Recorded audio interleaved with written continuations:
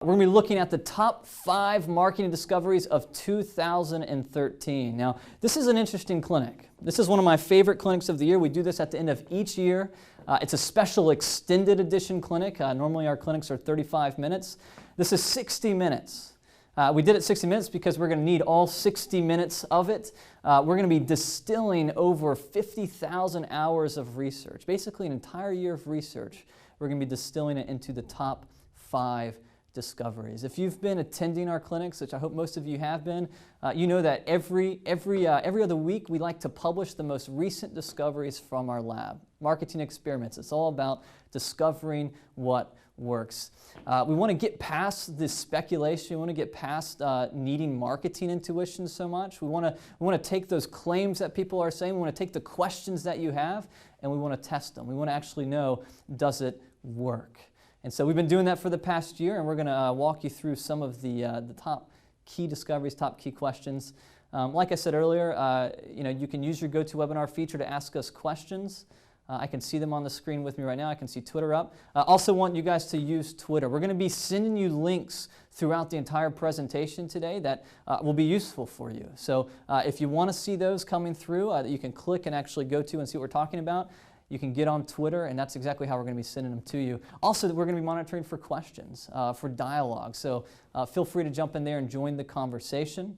I have an entire team standing by right now. It's more than usual. We've brought in a lot of specialists, a lot of experts into the studio today to kind of walk you through some of our top case studies. Some of you have seen throughout the year.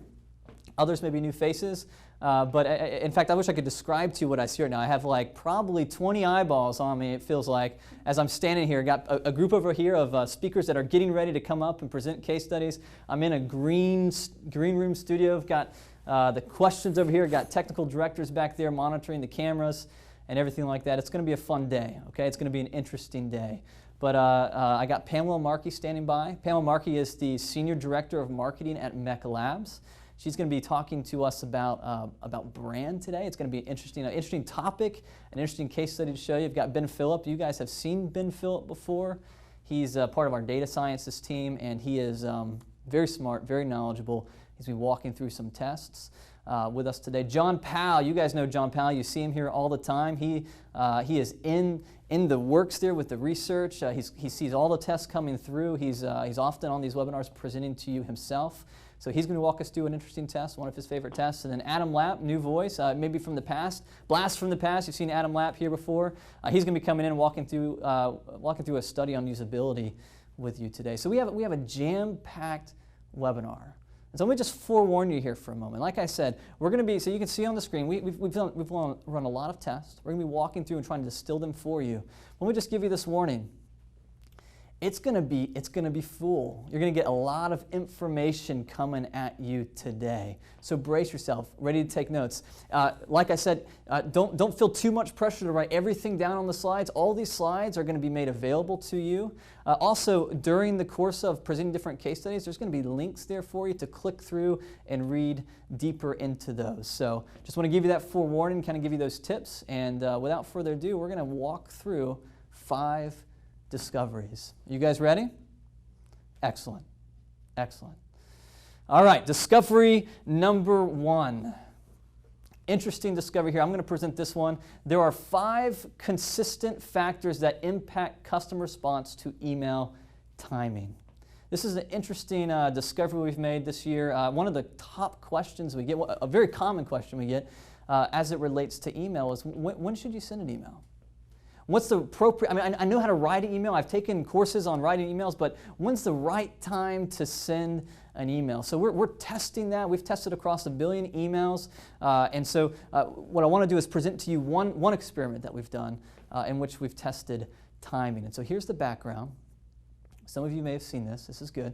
A large financial institution offering financial services required an application to consumers, and the goal was to try to increase the number of applications. And ultimately, this was an email test. It was an email test between times. And if you look at this diagram on the screen right here, we had 14 different email sends during the week of the test.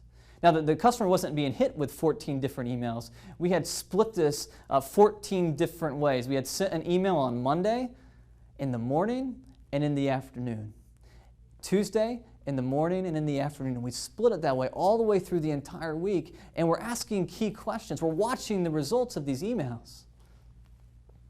The first question we wanted to know, and the way we designed this test, was which time of day will perform the best, the morning or the afternoon? You've ever wondered, like, when should you send an email? Is it better to get it out early in the morning so that when they get to the office they see it, or is it better to send it to them when they're sitting in the office right then and there and read it then? So that was one of the questions we tested, and here's the answer we got for this group.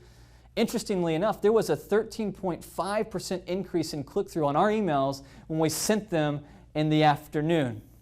Now, before you guys go away and start sending all your emails in the afternoon, let me get through this test, because this isn't the only email timing test we've run. Okay? But for this group, the afternoon worked better. Here's another, kind of the other slice. Which day of the week performed better? Let me ask you, audience, let me know that you're out there.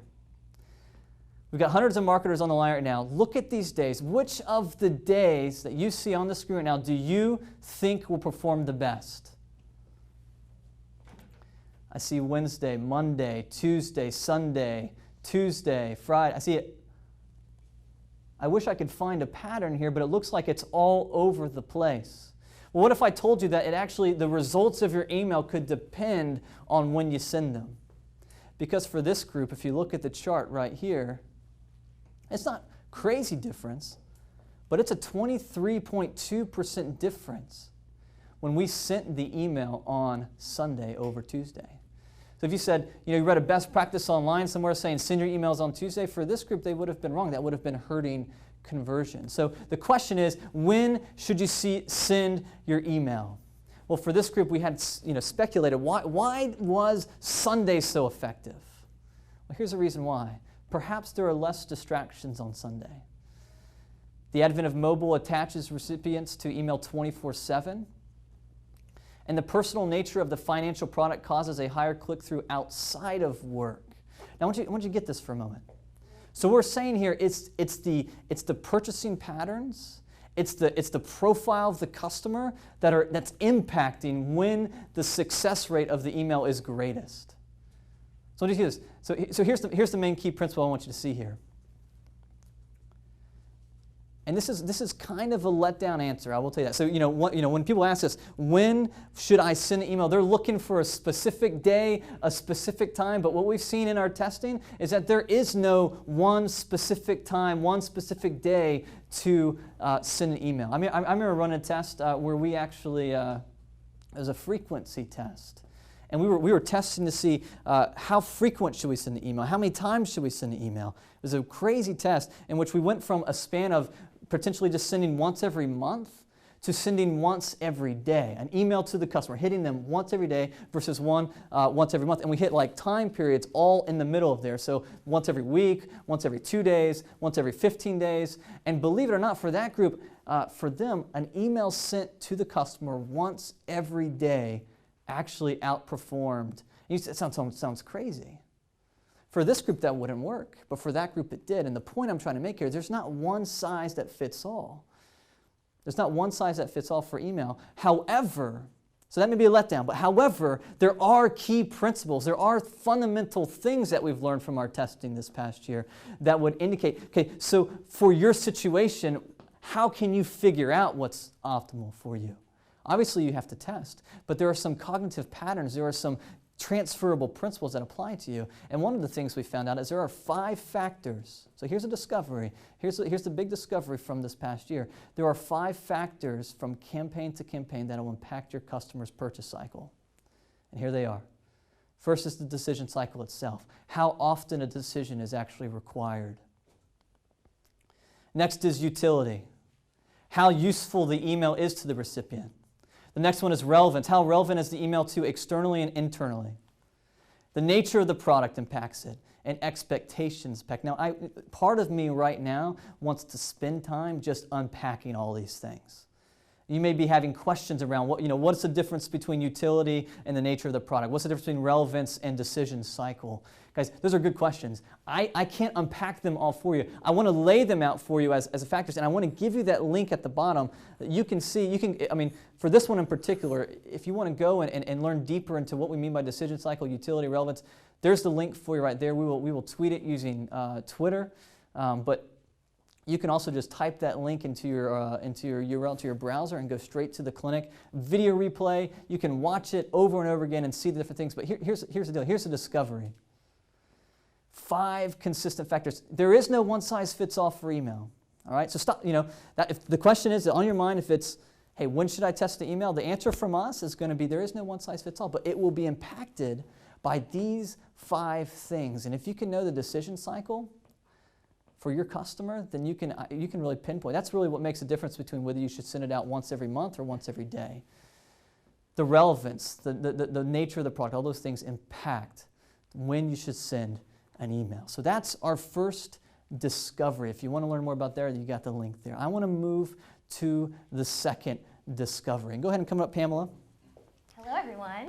So this is Pamela Markey. Again, she's ingrained in the brand and the marketing here at MECLABS. But here's the discovery we made. This is interesting. It's around brand. Brand does not make a promise. It creates an expectation.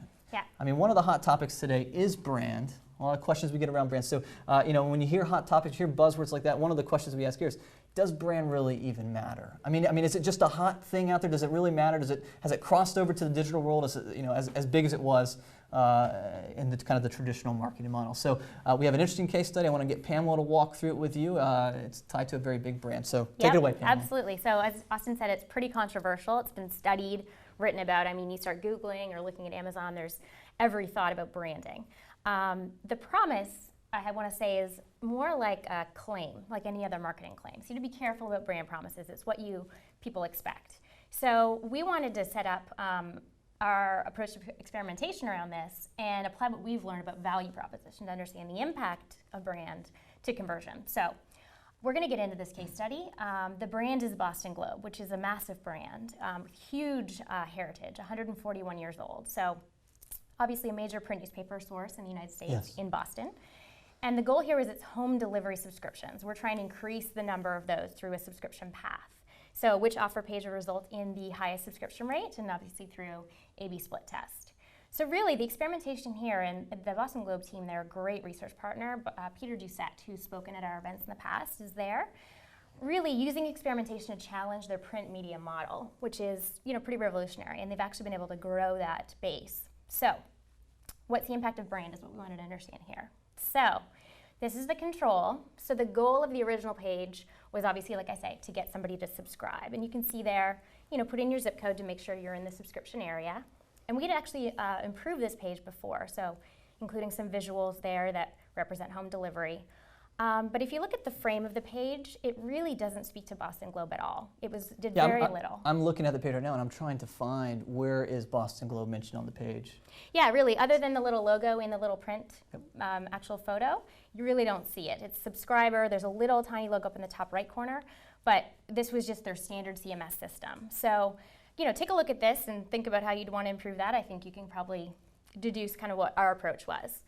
So that was just the offer page, which then went through and was repeated, the unbranded template, through the entire conversion process. So you can see there's actually 4 steps, a typical subscription where you're entering your address and your payment and that sort of thing.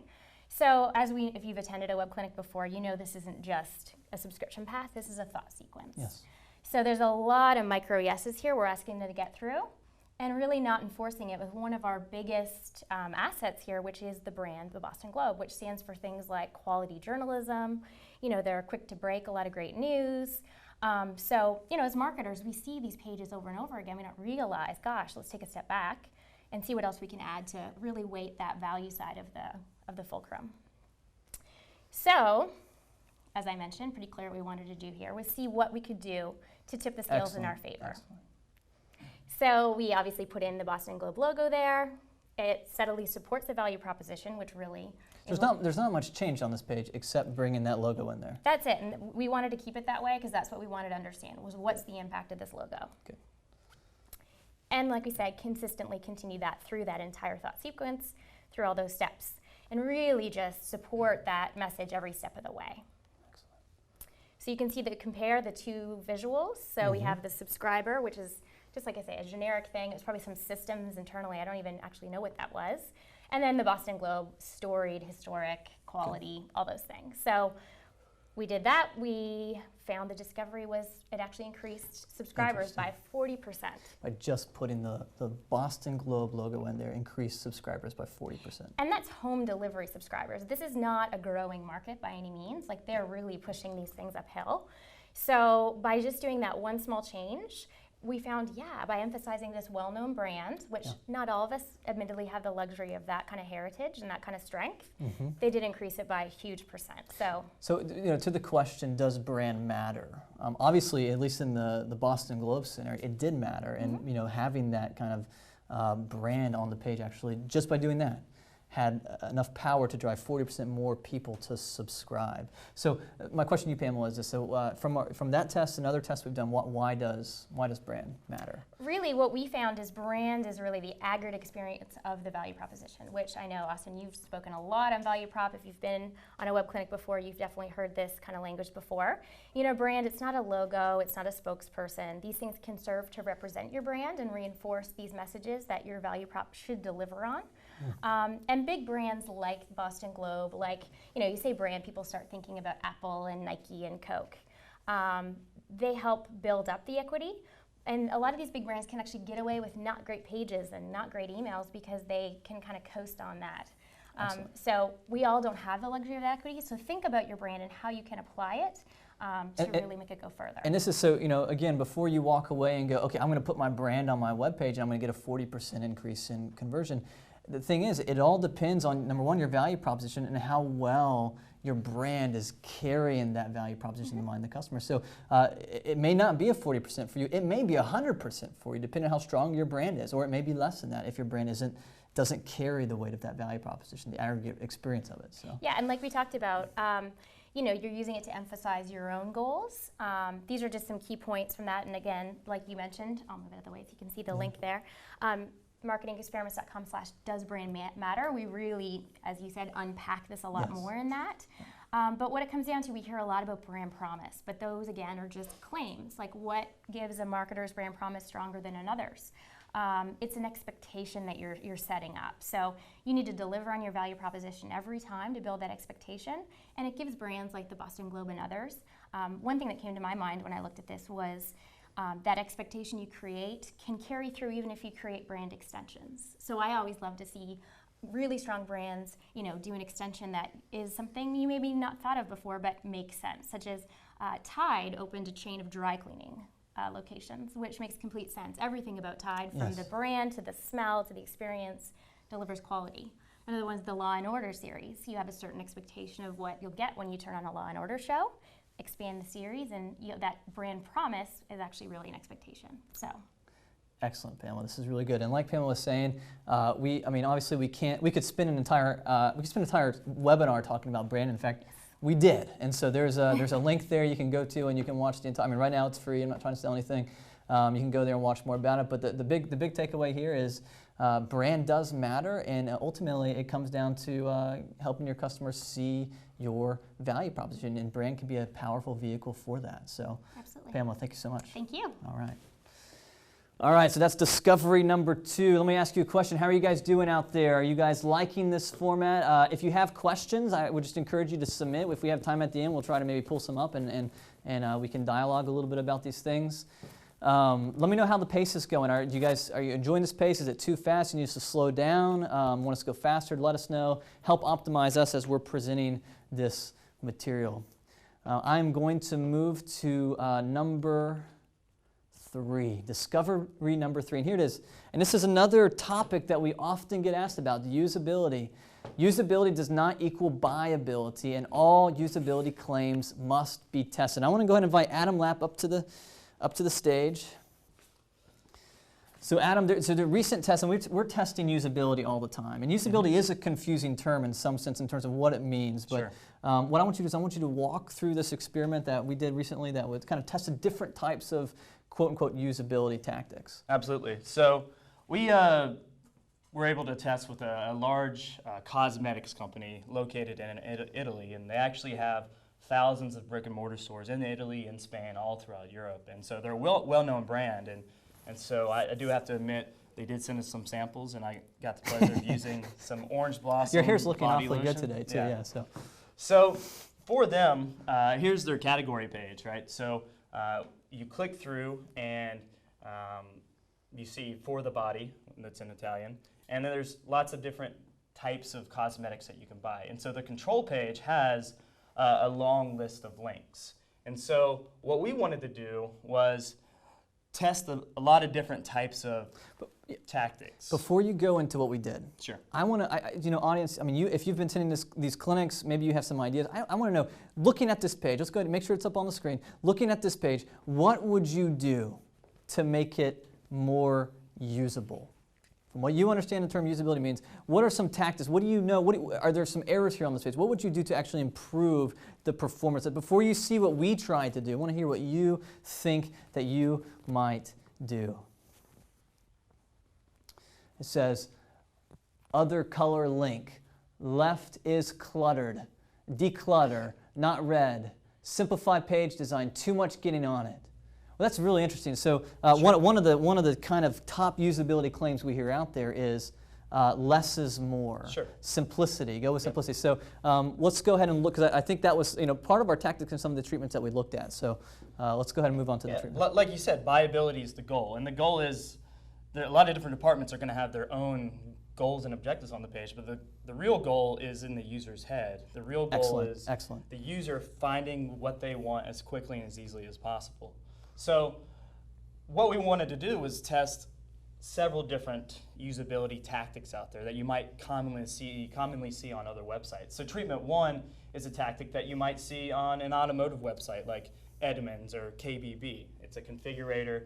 You enter the criteria that you're looking for, and it takes you to the products that you're looking for. Excellent. Treatment two is a more visual design that you might see at a clothing retailer like Macy's, where you might see shirts, suits. This might be where Austin shops for his size 28 pants. Yes, absolutely. But yeah, it's a 32. visual type of illustration to show you different types of categories. Treatment three is... Who let Adam laugh? Yeah. Who gave him a microphone? That's what I want to know. Very good. Treatment three is something that you might see on a technology type of website. And we just got rid of the page altogether. Sure. We got rid of the category page, so you no longer can click through on the main navigation. Yep. You see a standard linear drop-down that you might see on a technology site like AVG or Adobe, right? And then treatment four is a more artistic rendering, a lot more Java and interaction type of drop-down that you might see on a website like Clinique that's actually in the same vertical as Bottega Verde. Good. So stop here. So Adam has kind of walked through these different treatments, 5 different treatments. And honestly, this gets to kind of why we do what we do in terms of any of these choices could be easily argued for. Sure. It all comes down to testing. So let me ask you, audience, though, which of these do you think will generate the most response? Which of these will be most helpful for the customer? I'm looking at it come through. I see treatment 3, treatment 3, treatment 4, treatment 2, treatment 1, treatment 3. I see a lot of treatment 2s. All right, Adam. Let's not keep the audience waiting. What are the results? The configurator. Interesting. The first one we saw. So what you might see on a lot of e-commerce sites, which this company was, and what you might see on their competitor sites, the makeup sites and sites like Body Shop, didn't actually work better than the automotive type of category page. And so I think the main point here is you have to test. You have to figure out not what the Usability 101, Usability for Dummies latest blog website says. Yes. You have to figure out what works for your website. And so the key principles are focusing on some of those usability tactics that you might see. Renders your ability to figure out why somebody would say yes, why the person you are specifically talking to, not the person you're reading, might say yes to. And it's focusing on why they would buy, what makes it easy as possible for them to buy. rather than usability. Yeah, and the goal ultimately here is not to help. I mean, it's not so much to get people to use the site; it's to get people to say yes to the site. That's our goal there. So the ultimate is not usability, but rather buyability. And a lot of times in the conversation that gets lost. Yes, it gets lost. And usability, when used, when referenced, is a valuable tool. That's what I was going to ask you. So should we throw usability out? Oh, no. You want your site to be usable. Absolutely. But that's a more shallow type of goal than buyable. Because usable looks at the website only. It looks at the code. It looks at the design, the user interface. It doesn't look at the visitor's mind. Good. So good.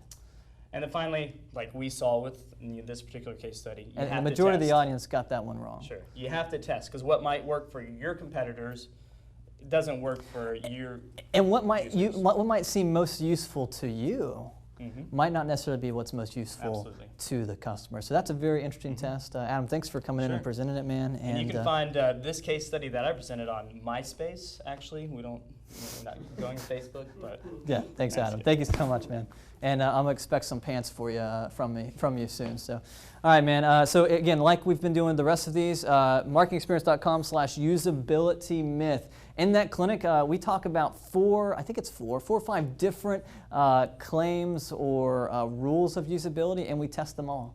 We talk about navigation, we talk about simplicity, all those things. So this was just one of those experiments from that. And the main point, the main discovery here is all usability claims must be tested. All right, so how we doing? Okay, we're doing good on time. I'm going to go to discovery number 4. This is a very specific question.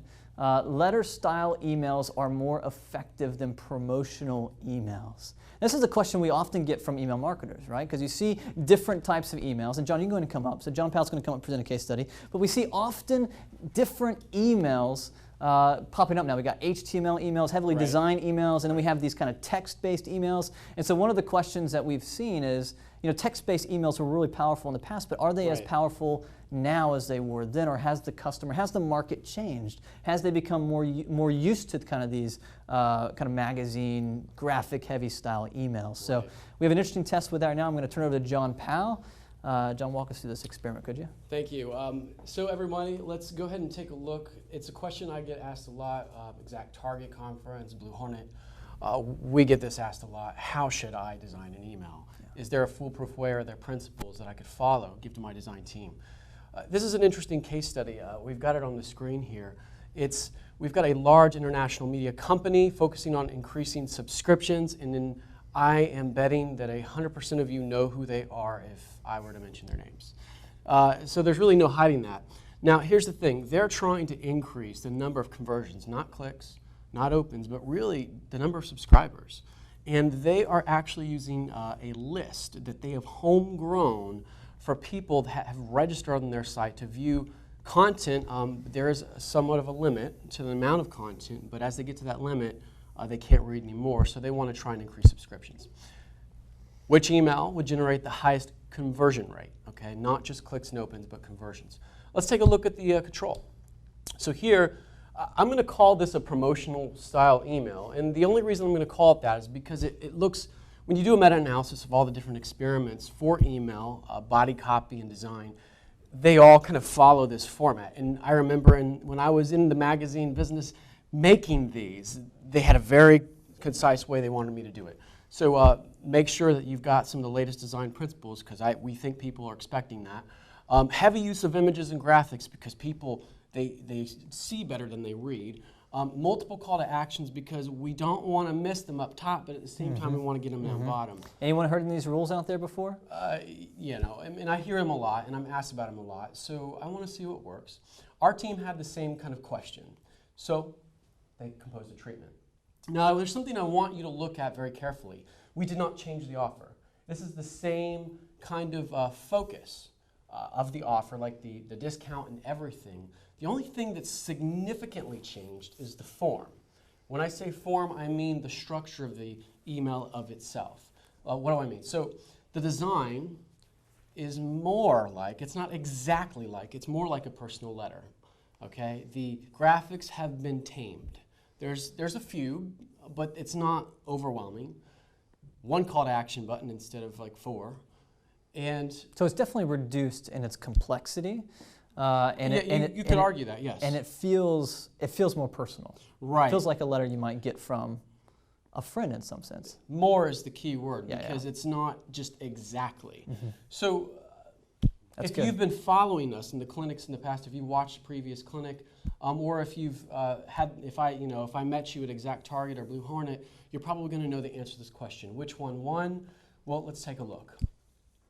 Wow. It was a treatment. It was the letter style email. And this had a significant difference. If you take a look on the screen, 181% So, I was conversion. That's actual subscriptions. That's good. That's good. I mean, I was expecting maybe like a 15 or 20% increase in conversion, but 181% the offer hasn't changed. Right. Just the form, as you were saying. Just the way in which the email was constructed. So it leads us to a question, why did this particular construction of an email win?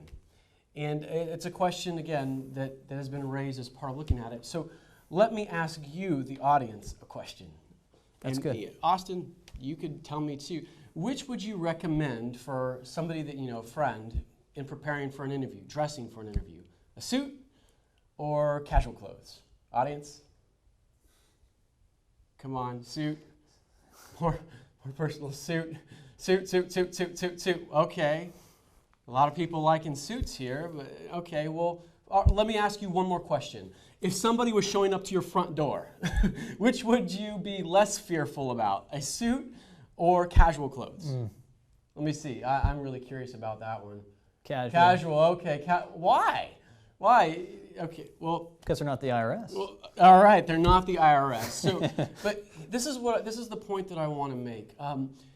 If a clinical or academic psychologist would look at this page, this email, or any email for that factor, and you were to ask them what's really going on, they would probably say that in the unconscious of the person, not the conscious mind, but in the unconscious, there are really two things going on. There is something that they would term categorization, and the second thing that they would term as framing. And these two kind of psychological principles actually, they're like mechanisms. They help somebody understand really what's going on at an unconscious level. I almost wonder if it's kind of survivalist. And so when somebody is kind of looking at an email, they're judging it, right? Let's take a closer look. Let's get the email on the screen so I can kind of make some kind of observations here. So the first thing that we have, we want to thank you. So the first thing is the actual appearance. So you've got less images, more of an immediate appearance of a letter, maybe only one call to action. All of these things, while it's not an exact replica of personal replication, in an instant, they don't feel as apprehensive as they might in a traditional promotional email. That would be categorization. They're associating it with something that they know and therefore judging it. The second thing, framing. Look at the first two lines below the headline and subheadline. Hello, John. It didn't say that. On the control, we want to thank you for being a valued reader. What that does is it turns what looks like a sales pitch into a gift. This is something for you. This is something that you should consider because this is something we believe you deserve. And it's conversational language, it seems like, too. That's right. So, and here's the point, is that we're dealing with people. An email message is not a monologue, it's dialogue. And people have real conscious and unconscious responses to the things that we are putting through the pixels on the screen. And we can't just assume that they're going to get it. So when you look at an email, when you design an email, what you need to do is you need to take those things into consideration. You need to understand what the immediate effect is and how that relates to how they relate to human beings. And then next thing, this is really important, is that you have to participate in the conversation. So let me ask you a question. Austin, have you ever had one of those moments where you got really excited initially about something, or maybe you got an interview and they looked like they were sharp, ready to go, but then it was just a total letdown afterwards? Absolutely, absolutely. Right? You know, it reminds me of made-for-TV movies. I mean, think about it, right? They're so slick, right? They make the preview look just like a theatrical release. They even get the same announcer, and then finally at the end, premiering next week for the first time on ABC Family. I mean, It doesn't work for me. That's a good analogy. I really just personally, those really kill me. But that's the whole point that I'm trying to make is you can't lead them unconsciously. They're going to wake up. They're going to wake up and then they're going to wonder, what is this really about? And is this really genuine? Which brings me back to the point, right? You've got to be able to really genuinely have something that they care about. Now here's the thing, consistently between both emails, the offer is the same. But if you look at the copy of the email, I'm going to backstep, guys. If you look at the copy, okay, this copy actually leads them down a path, a series of thoughts, in the sense that I'm more interested in you than me. I'm trying to provide you a gift. So it's empathetic. You're kind of putting yourself in the mindset of the customer, and Absolutely. you're talking to them from what you're anticipating they're wanting to hear, anticipating what they're actually looking for. Right. So when people ask me this question, what I typically respond with is this: really access that empathy, okay, for the customer or the person that you're reaching. Really take a close look at it. I'm sorry, guys. And use that as a way to look at your email from two perspectives. A, is there anything unconsciously that is, a bias or something that is working against me?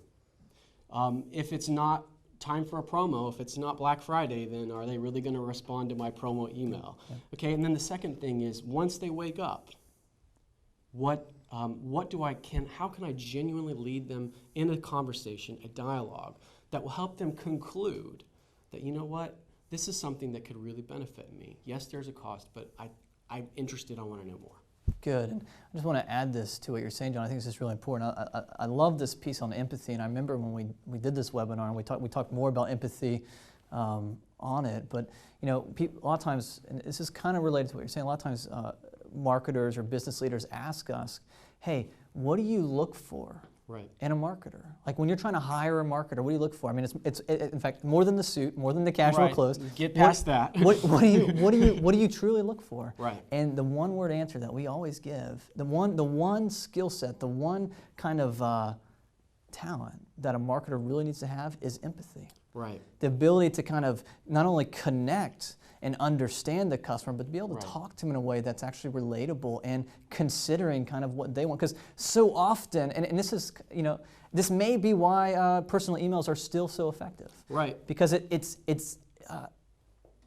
not us throwing things at them. It's not us hitting them with, oh, hey, look at our design. It's us coming to them and talking to them where they are. It's empathetic.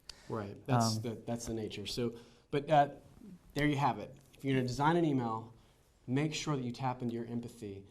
Put yourself in their mind, even just for 5 minutes, and then look at the kind of things.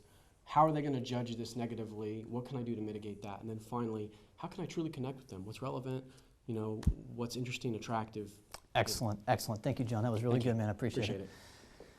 All right, so there you go, discovery number 4. We have one more discovery coming up with you. I want to tell you this too, at the very end, we're going to give you a bit of a preview of a test we have launching I think you'll find very, very interesting. But we have one more discovery for you, and here it is. It's related to copy, and I cannot tell you how many questions we have related to copy when we do trainings on copy. We get lots of people attending them. So copy is a hot topic, and so we do a lot of copy testing here. But here's a point. Here's a discovery we made. It's a tactical thing. Copy should establish the problem before presenting the solution. All right, I'm going to get Ben Phillip to come up here. This is one of my favorite tests I think I've seen come in through this year. But we're really going to test copy in a small piece of copy. We're going to be actually testing adding basically a connection to the problem before the solution. So Ben, walk us through this experiment, kind of how we did that, what that looked like, and what we learned from it. All right, thanks, Austin. It's good to be here. Even though you guys played a little joke on me, you get the math guy up here to talk about copy.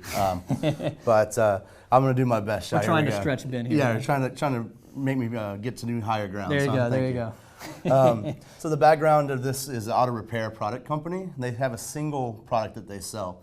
So every visitor to their site is very important, right? We're trying to increase the number of purchases by changing the copy on the page that the visitor sees. We ran a standard A/B split multi-factor test here, and the research question was which landing page is going to generate the most purchases. So here's the control. You can see They talk a little bit about the product here. They tell you what the product is, what it does for you, all these kinds of things, but they don't ever touch on why somebody would need the product. Who is this product for? And this test, it's neat because this page was actually a high-performing page. Right. I mean, a lot of these tests we're showing you, it's not like bad page against good page. I mean, this page had already been tested multiple times, and this had been the winning page. Yeah, we have optimized this page before. You can see some of the other things we recommend to people on these web clinics, third-party indicators, clear call to action. A lot of best practices here. A lot of best practices in place already. But we needed to make that extra gain, so we wanted to change the copy. So here's a little blown up a little bit. You can see, like I said, they're addressing the solution. They're telling you what the product does, but they're not really explaining who needs this product or why they need it. And they're not doing a bad job of telling them the solution. Right. But the question we had was, have we actually connected to their problem? Exactly. So, excellent. So we developed this treatment. You can see here now, we have the same kind of bottom copy there explaining the solution to the problem, but now we've added in what the problem is. Does your car actually have a blown head gasket? These are the people that need to buy our product. We've identified what the problem is. We're reaching out to them, and now they know, I do have that problem. I do have a head gasket. We also added a little bit into the bottom.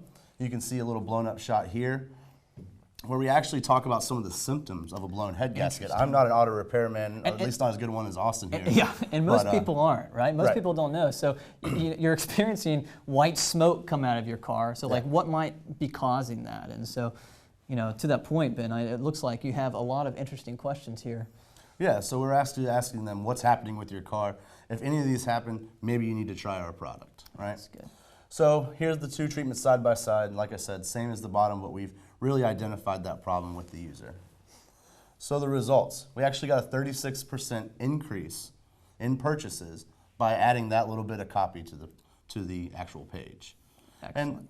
And one example I like to think about here is we all like water. We all drink water. If I was walking down the street and you offered me a bottle of water and I didn't think I needed one, then I would just keep on walking past you, right? But if you say, hey, you look thirsty, you have a dry mouth, or whatever it might be, you look hot, then here's a bottle of water for you, then it's in my mind, oh, you're right, maybe I am thirsty, maybe I do need some water. So that's basically what we've done on this page. You have a problem, we notice what your problem is, we have the solution for you. Yes, good, good. So let's go through some of the key principles we talked about here for a moment, but this is interesting to me. Simply identifying the customer need isn't enough. And we talk about customer needs, but if your customer need is not translated into an actual want, then the customer doesn't care about their needs. Yeah, exactly. The customer only cares about their wants. And so, you know, you could be the best copywriter in the world, but if you're not actually, and you could be pitching a product really well. And you could be talking about all its benefits, all its features, but if you're not actually connecting it to a relevant problem that they experience, then what we've seen from this test and many other tests is that it's not relevant. Yeah, you're intensifying the problem in their mind so that they now think they need that immediate solution to the problem. It's just like story. Yeah. I mean, think about it. You watch any movie out there right now, and one of the first things that happen, I mean, the first thing that happens before anything else happens is the protagonist has something wrong go in his life. He has a huge problem that he has to overcome. And guys, listen, writing play scripts, writing books, writing movie scripts, it's the same thing in many ways as a copy because we're all living through these stories. We all have these problems. We're on our page because we have a problem. And so if we can craft our copy in such a way that we can actually relate to them, connect to their problem, we just find that actually has, even on high-performing pages, it can actually boost conversion. Yeah, I think it's a great place if you've done the layout tests and you've done some of these other tests that we recommend and we talk about all the time. You know, like you said on the previous example with John, is get in the customer's mindset. You know, get into their problem mindset. Good. Let them know, create that importance and intensify that. Good. There's a couple things that we talk about on time to inspire that action, and you want your customer to actually transform the need into the want, right? Yes. So the first one we always talk about relevance. Yes. You know, we have to make it a situational kind of thing. You speak to them, connect to their situation, let them know that you understand their problem and that you have the solution to their problem, making it very relevant to that person. And that's what that treatment did. I mean, it raised specific relevant questions to car problems. Yeah. If you answered yes to any of the questions that we asked you, then you this have problem is for you. It's relevant. It's relevant. The next one, importance. You have to increase the degree to which it affects the recipient's livelihood. This is your car. We use our cars every day. We need to go to the grocery store, pick up the kids, get to work. I put that third for a reason. But we need our cars. It affects everyone's livelihood. If you don't have your car, you can't get the things done. So elevating that importance to them is another key principle here. And I would say that, depending on your product, the importance will vary. Yeah. And then even depending on your prospect, the importance will vary. Your goal as a marketer is to try to intensify the importance, connect to the importance as much as possible. Right. Finally, urgency. Got to increase the urgency in people. You need this product immediately. Once you've increased the urgency, then you increase the motivation that we talk about all the time to get through the funnel steps and to get through some of those more friction parts of the checkout process. You can increase urgency in lots of ways with your copy. Don't waste a bunch of money getting this problem fixed out. Don't. And some things have a kind of a natural urgency, like the car. Yeah. The car has a natural urgency because you need a solution now. Sometimes you can instill artificial urgency. I mean, genuine artificial urgency. I mean, that's the whole point of sales and promotional periods. It gives them kind of a sense of urgency. The most powerful kind is natural urgency. Yeah. But like for right now, the Christmas holiday season, there's a natural urgency with getting products right now because you got to get them in before the 25th. Right, exactly. Right? Or other holidays. You can change your offer to increase the urgency, not necessarily the urgency for the product, but the urgency to buy it now with incentives or other Excellent. things. All great things to test. Excellent. We could dive and talk about this forever, but I know we got to get back to these questions. But I do want to say marketingexperience.com/missing-copy. So yeah, thank you, Ben, very much, man. If you'd like to learn more about copy, we went so much more in depth on relevance, importance, and urgency. There's other clinics on copywriting, that we have there. But here's the key discovery. Here's discovery number 5. I think it's very interesting, and it's very practical. Something you can go back and look at your copy right now and ask yourself, am I actually connecting to a problem? Yeah, I may have good copy, but is it actually connected to a problem that's relevant, that's important, and that's an urgent? So that's it. Those are our top 5 discoveries. I'll be honest with you, it was hard to narrow it down. We had so many, but those are kind of, we kind of considered the questions coming in from people, the attendance of these webinars to kind of pull these top 5 discoveries. And we have more coming. I know we have like 18 in the queue ready to kind of show you. We have more coming this next year that I'm very excited about. There's one that we're going to be launching the first thing in January. I'm going to show you in a minute, but let me look. Do we have any questions from the audience? Okay, cool. Yeah, we have some interesting questions from the audience. I'm going to look here. Here's a question from Rob. And guys, stand by, because I think that this might be, let's kind of get some other opinions here. But this is honestly a question. Here's a question from Rob that we get often. And I think we even did a clinic on this, and it was one of the contenders for whether or not we show it in this session. So it's a good question. Did you find an optimal content length or a ballpark range? For example, 1 paragraph, is that more optimal than 2 paragraphs? 3 bullets, more optimal than 5. So basically, he's asking the question, the difference between long copy or short copy. Is longer better? Is shorter better? And where is that sweet spot? So I'm going to go ahead and ask John Powell to come on up because I know John has done a lot of copy tests. In fact, we had a clinic on long copy versus short copy. Paul, did we not? Right. I can't remember if I was on that one, but I definitely can relate to this question. I get this one a lot, especially in email, right? How long should my copy be? Well, if you were to ask me that question, and based on what I've seen, it really comes down to this. The greater the consequence or cost, often the more copy that you need. And this is the same kind of principle I use to judge things in life. If there's a greater cost or a greater perceived cost, then I'm going to want more information. It also has something to do with where they're at in the decision process. So for example, if they're just browsing, they're going to really respond well to longer copy. And if you have somebody that is closer to that decision, they're going to want to respond to shorter, which brings up a question: how in the world do I do both at the same time? Yes. We have a clinic on that. Yep. Multiple customers. And here's the long. It's another one of those letdown answers. Sorry, Rob, but the point is it depends. It depends on the kind of product you're offering. Like if it's a complicated product, as John was saying, it's going to require more copy.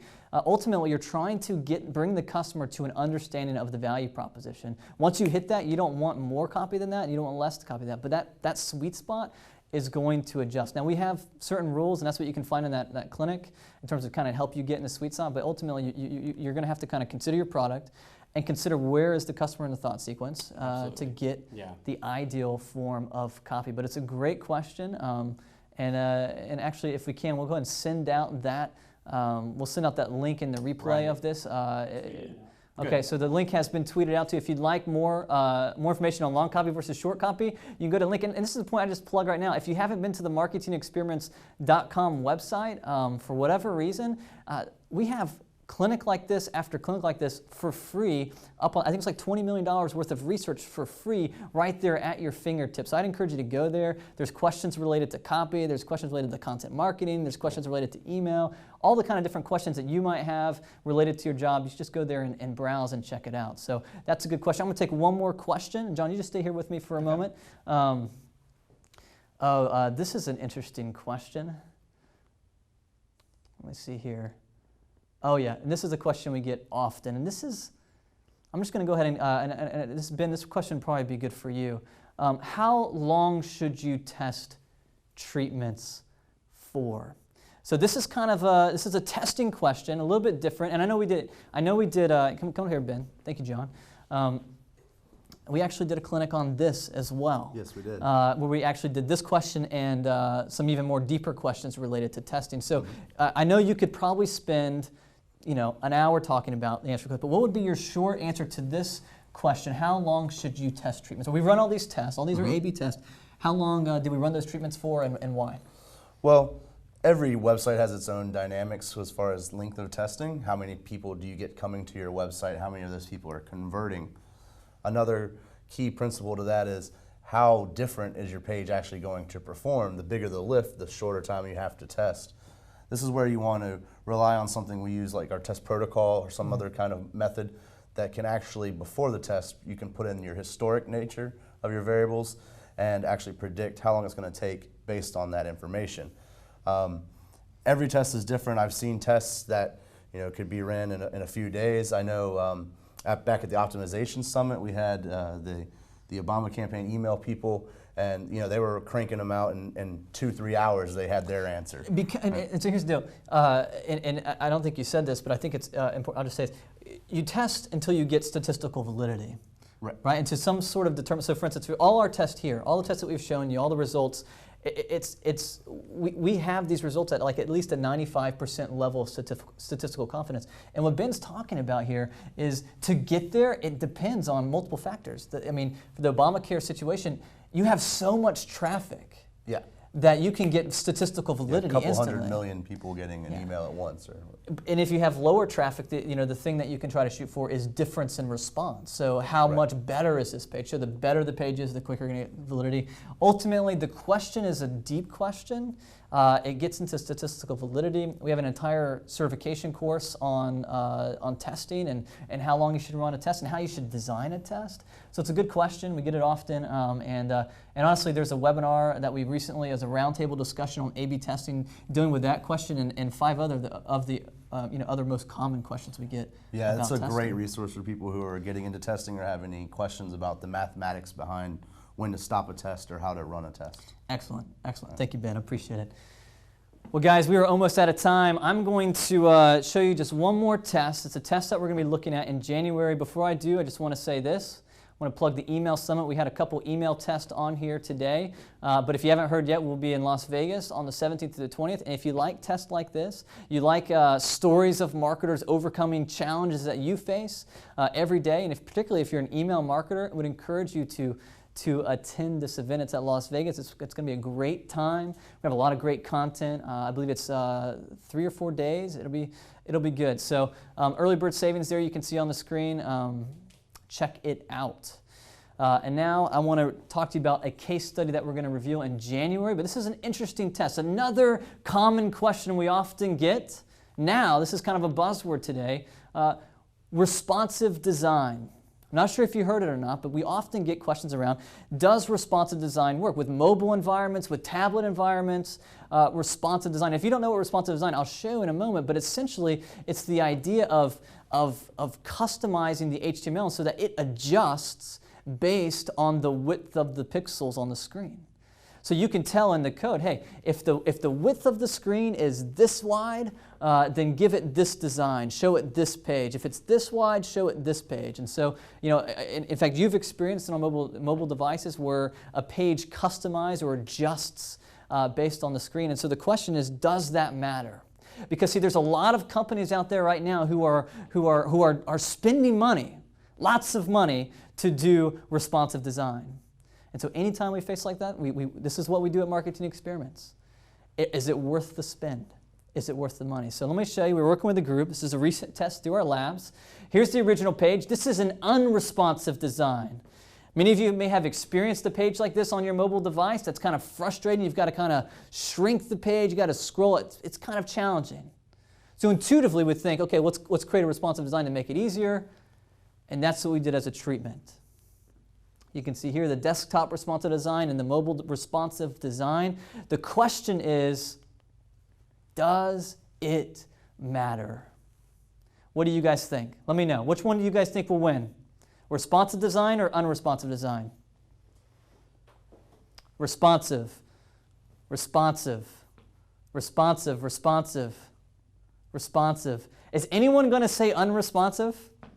No, everyone at this point has said responsive by a little. Responsive, so now you're getting into the, okay, now someone has said unresponsive. Thank you, Steve. All right, so now we have a sample size here with a mixed appeal, but the majority of you in intuition would say responsive design. So you want to know the results?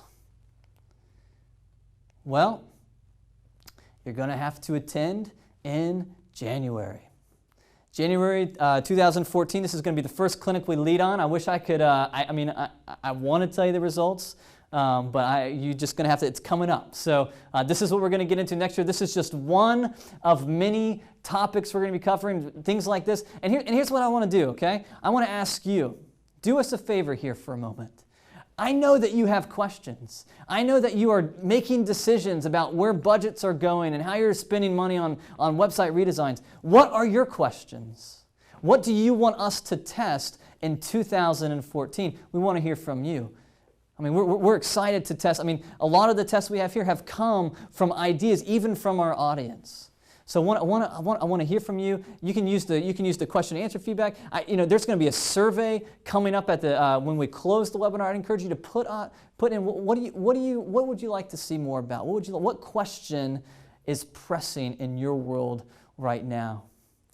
And so that's it for today. We are out of time. There are the 5 discoveries from 2013. It's been a fun year. It's been a great year.